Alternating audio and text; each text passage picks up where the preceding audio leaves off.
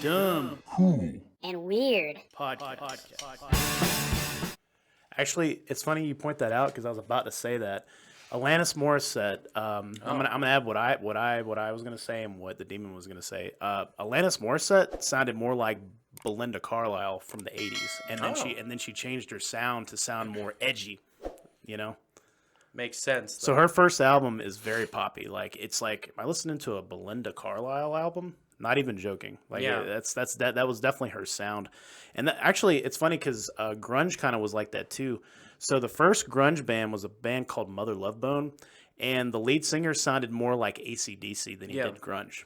So like it's weird how like people are trying to find their sounds and they end up being this first thing at first. They're like, oh well, let me piggyback off this really famous sound and let's do something different with it. You know, I mean, Manson sounded so severely grungy, and his songs kind of felt like very childish compared to what he started playing later on. Like once I'm glad he found his sound in the Antichrist Superstar, just because it was right. yeah. And then he had Mechanical Animals, which I still think today is one of his best albums. It was the more experimental stuff. It was like a Nikki Sixx, not Nikki Sixx. It was more like a glam album, like a Ziggy Stardust.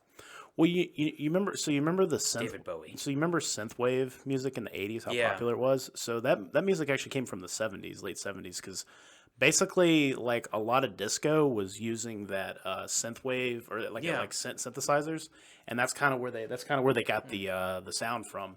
So it's kind of like how rock or just like music in general works. Like it's always they're always piggybacking off of like something else, and they kind of get an idea and then they kind of run with it, type of thing. The keyboard, I felt like you could really, when you actually like get sort of that synthesized sound in a lot of music, like Rammstein especially. Mm-hmm. When Rammstein came out, that was fantastic because they came out in like what 96, 97, and Till Lindemann. I remember when Du Hast came out. No, dude, this is the greatest thing though.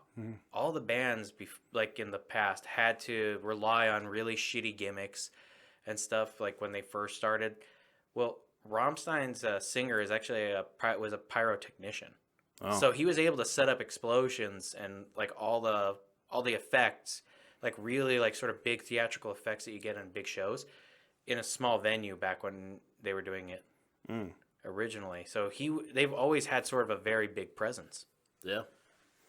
But I mean, I liked them. The only song I really remember from them is that one song, and that's because it was played like, let me tell you something, Nick. That song was played so much. Oh, yeah. In '97 that like I think like half the time that's what I heard on the radio.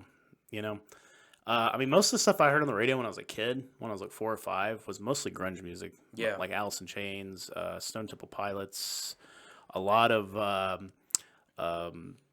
Wu-Tang Clan?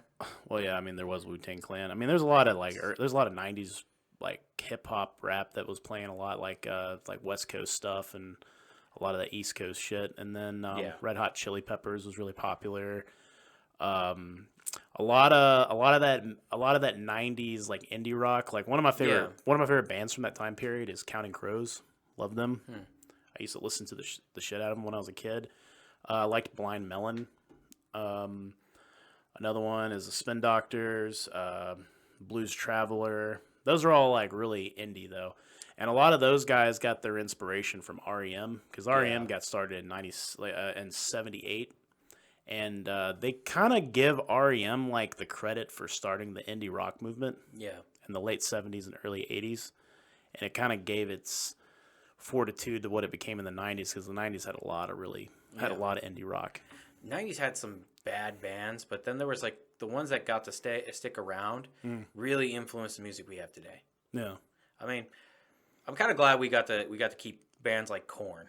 Mm-hmm. Like, because I mean, when they first started off, a lot of people were very unsure about where that was going to go. Yeah, I remember you told me you like Korn a good bit. Yeah, right?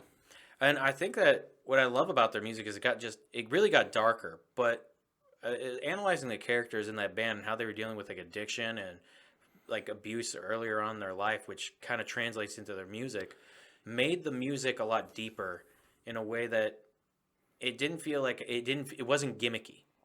It was actually kind of having people really have a call for help rather than a lot of the stuff in the 90s where it was like, I'm just kind of edgy because, I want people to like me. I really just think about killing myself. Shut up, Kurt Cobain. Your wife's going to do that. Oh, my God. So you've seen that documentary then? No, I got...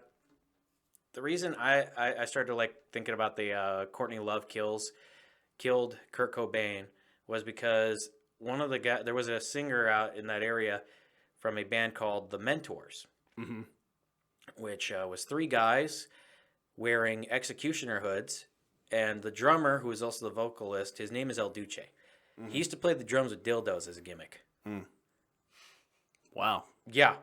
I mean, not a very popular band. It's kind of like G.G. Allen, just very underground bullshit that, if you knew, you knew. If we're going to talk about some underground bullshit that became really popular, we got to talk about the Blue Man Group. Yeah, they're a Vegas act now. Yeah, I know.